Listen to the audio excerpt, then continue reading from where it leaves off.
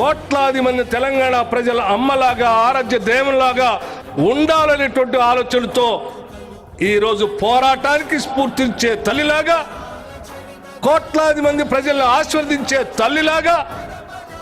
కోట్లాది మంది ప్రజలకి పసిడి పంటలు పండించేటువంటి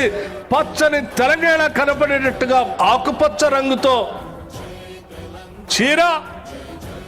పౌరుషానికి ప్రతీకగా ప్రగతిశీల భావాలతో ముందుకు వెళ్ళేటట్టు ఎరుపు రంగుతో ఒక పక్కన అత్యంత బహుజనుల పోరాటాల స్ఫూర్తిని గుర్తు చేస్తూ ఉండేటట్టుగా కింద పీఠం బ్లూ కలర్తో పోరాటాల్ని చేయటం ఒక్కటే కాదు, ఎంత అధికారం ఉన్నా ప్రజా సంక్షేమాన్ని మర్చిపోయి అణగదొక్కుతున్న ప్రభుత్వాన్ని నిలదీయటానికి తెలంగాణ ప్రజలు ఎప్పుడూ సిద్ధంగా ఉంటుంది అని చెప్పి పిడికిలి బిగించి చూపించినటువంటి తెలంగాణ స్ఫూర్తిని పీఠానికి కింద పిడికిళ్ళు గుర్తుగా తెచ్చుకున్న తెలంగాణలో ఆ తల్లిని అమ్మని గౌరవించుకుంటామని చెప్పి అరచేతిలో నిలబెట్టుకొని పూజిస్తామని చెప్పేటువంటి ప్రతీకగా అరచేతులు ఈ రకంగా యావత్ తెలంగాణ సమాజం యొక్క గౌరవాన్ని పెంచుకునేటట్టుగా మనం ఈరోజు గొప్పగా తెలంగాణ తల్లిని ప్రతిష్ఠించుకుంటున్నాం. ఈ రాష్ట్ర ముఖ్యమంత్రి శ్రీ రేవంత్ రెడ్డి గారి నాయకత్వంలో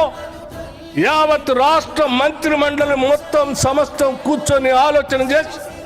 ప్రజలందరి ఆలోచనలు తీసుకొని ఈ తెలంగాణ ప్రజల ప్రతిష్ట నిలబడేటట్టుగా తల ఎత్తుకొని గౌరవించుకునేటట్టుగా ప్రతి సంవత్సరం ఈ డిసెంబర్ 9 తెలంగాణ తల్లి ప్రతిష్ట ఉత్సవాన్ని రాష్ట్ర ఉత్సవంగా చేయటానికి ఈరోజు రాష్ట్ర ముఖ్యమంత్రి గారు శాసనసభలో ఒక ప్రకటన చేసిన సంఘటన కూడా మీ అందరికీ తెలియజేస్తా ఉన్నాం. ఈ సంవత్సరమే కాదు, భవిష్యత్తులో కూడా ప్రతి సంవత్సరం డిసెంబర్ 9వ తారీఖు నాడు రాష్ట్ర ఉత్సవంగా, దేశ ఉత్సవాలు ఆగస్టు 15, జనవరి 26 ఏ రకంగా జరుగుతాయో ఈ రాష్ట్ర పండుగ కూడా డిసెంబర్ 9 నాడు ప్రతి సంవత్సరం జరిగే విధంగా ఈరోజు చట్టసభలో ఒక స్టేట్మెంట్ ఇచ్చి రాష్ట్ర ముఖ్యమంత్రి గారు చట్టసభల ద్వారా ఈ రాష్ట్ర ప్రజానికానికి ఒక చక్కటి సందేశాన్ని కూడా ఇచ్చారు. ఇటువంటి పవిత్రమైన ఉన్నతమైన ఒక కార్యక్రమాన్ని ఈరోజు ఇందిరమ్మ రాజ్యం యావత్ రాష్ట్ర మంత్రి మండలంతా కలిసి కూర్చొని నిర్ణయం చేసి సాక్షాత్తు డాక్టర్ బాబాసాహెబ్ అంబేద్కర్ సెక్రటేరియట్ ప్రాంగణంలో మనందరం తలెత్తుకొని గౌరవించుకునే స్థాయిలో ఇక్కడ విగ్రహ ఆవిష్కరణ చేసుకుంటున్నటువంటి ఈ శుభ సందర్భంలో